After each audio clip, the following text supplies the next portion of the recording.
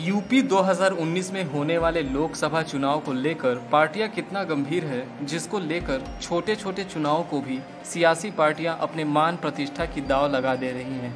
ताज़ा मामला बलिया जनपद से है, जहां सहकारी समिति के सभापति के चुनाव में समाजवादी पार्टी और भारतीय जनता पार्टी आमने सामने आ गए।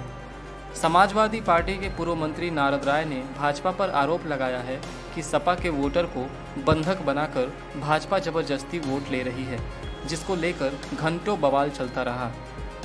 वहीं भाजपा ने इस तरह के आरोप से इनकार करते हुए सपा के पूर्व मंत्री पर गुंडागर्दी का आरोप लगाते हुए कानूनी कार्रवाई की मांग की। मौसम का पारा जितनी तेजी से ऊपर बढ़ रहा है, यूपी में नेताओं के तेवर भी उतने ही तल्ख होते जा रहे हैं।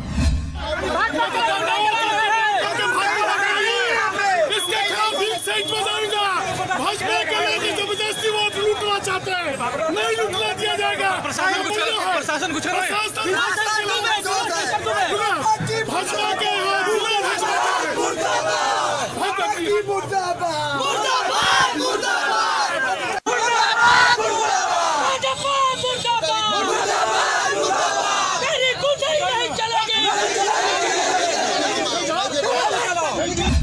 समाजवादी पार्टी के उम्मीदवार परमात्मा पांडे थे और भारतीय जनता पार्टी ने भी किसी को उम्मीदवार बनाया था। यहाँ पर 13 वोट था, जिसमें से 10 वोट समाजवादी पार्टी का, 3 वोट भाजपा का था और 1 वोट नामनी था। कुछ भी कर लेती भारतीय जनता पार्टी टिस्सप का चुनाव नहीं जीत सकती थी।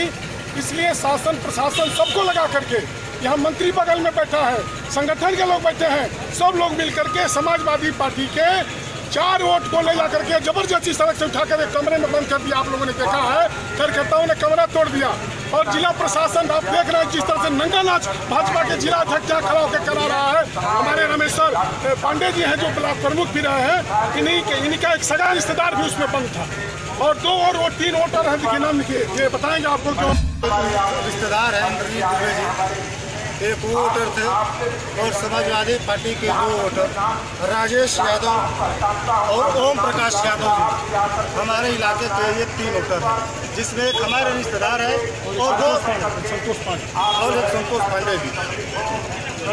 ये वोटर हम लोग के साथ, हम लोग खेमे में आकर बैठे थे। जबरदस्ती ये लोग यहाँ रोड पर आए, उनको उठा करके कमरे में ले जाकर के बंद कर दिया। कौन लोग उठा के ले गए? बीजेपी के लोग। याद है, इसमें रंच मात्र भी सत्यता नहीं है। और इस युग में भाई साहब, इस भरे शहर में किसी को कोई किडनैप करके नहीं रख सकता। किडनैप 2 लोग किए हैं, हमारे 2-3 वोट जो है, 2 वोट जो है वो लोग किडनैप करके रखे हैं। बता रहे हैं क्या उनके वोट हैं? मैं बार बार मंत्री से करके बताइए हमारा वोट कहाँ है? हमारे वोट जिसको रखे आप, उस वोट कहाँ है?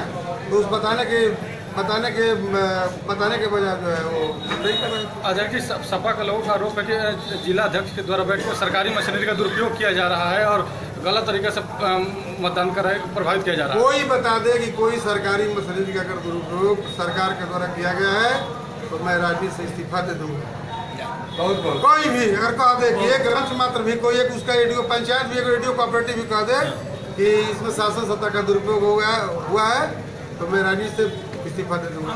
और देखिए, राजनीति में हार जीत लगी रहती है, लेकिन जिस तरह से समाजवादी पार्टी के नेता, जिसके पहले बसपा में थे, किरकिर दलों में भगवान को जाने, फिर वर्तमान में भी कहाँ जाने वाले हैं इसकी कोई गारंटी नहीं है। जिस तरह से उन्होंने गुंडाई किया है, यह लोकतंत्र के लिए बहुत ही अशुभ संकेत। अध्यक्ष जी, क्या हुआ घटना? मंत्री जी किस तरह क्यों दरवाजा तोड़ा गया? क्या दरवाजा?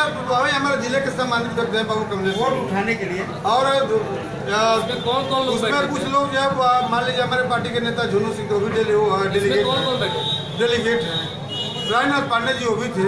और ये है कि गुंडाई के बल पर ये तो सहकारी भवन है ना, खाजिया जिस तरह का संसदीय शब्दों का प्रयोग आपने खूब देखा। सहकारी समिति के चुनाव में 14 सदस्यों को वोट देना था, जिसमें सपा के तरफ से सभापति के उम्मीदवार परमानंद पांडे और भाजपा के तरफ से सभापति के उम्मीदवार राजनाथ पांडे थे, जिसमें भाजपा प्रत्याशी राजनाथ पांडे विजयी रहे। पूरे मामले में घंटों सड़क पर सपा के पूर्व मंत्री और भाजपा के नेता आपस में लड़ते झगड़ते रहे, जिसको देखकर अंदाजा लगाया जा सकता है कि सियासी पार्टियों के लिए छोटे छोटे चुनाव भी अहम हो गए हैं। बहरहाल पूरे मामले में प्रशासन विवाद को सुलझाने की पहल करती रही। ये कोऑपरेटिव का सहकारिता का चुनाव हो रहा है।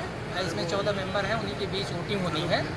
तो आरोप प्रत्यारोप हुआ कि हमारे वोटर को ज़बरदस्ती बैठाए हैं। उसकी जांच की गई तो ऐसा नहीं था, स्वेच्छा से अपना वोट दे रहे हैं। ये नेक टू नेक होता है, इसमें थोड़ी बहुत ये सब चीज़ें होती हैं। किस तरह से यहाँ मारपीट भी हुई, धक्का मुक्की भी हुआ? नहीं, उसी को लेकर के गलतफहमी हो गई। पुलिस फोर्स हमारी कम थी, तब तक सूचना मिली, पुलिस आ गई, खदेड़ा गया। उन्होंने गलत इस तरह से कोई मारपीट या झगड़ा फसाद करने का प्रयास किया, सबको खदेड़ा गया। अब ठीक है, चुनाव हो रहा है, 4 बजे तक वोटिंग है, उसके बाद 15 मिनट में काउंटिंग हो जाएगा। 14 मतदान को किसी तरह से प्रभावित करने का प्रयास किया गया है, तो क्या इसके खिलाफ कार्रवाई होगी? किसी तरह कोई FIR? नहीं, प्रयास किया गया, लेकिन उसमें सफल नहीं हुए ना। प्रयास किया गया ना, बाधा डालने का प्रयास तो किया गया। बाधा नहीं डाला गया, हमारा कोई बाधा नहीं हुआ। हमारा चुनाव बूथ के सामने चल रहा था।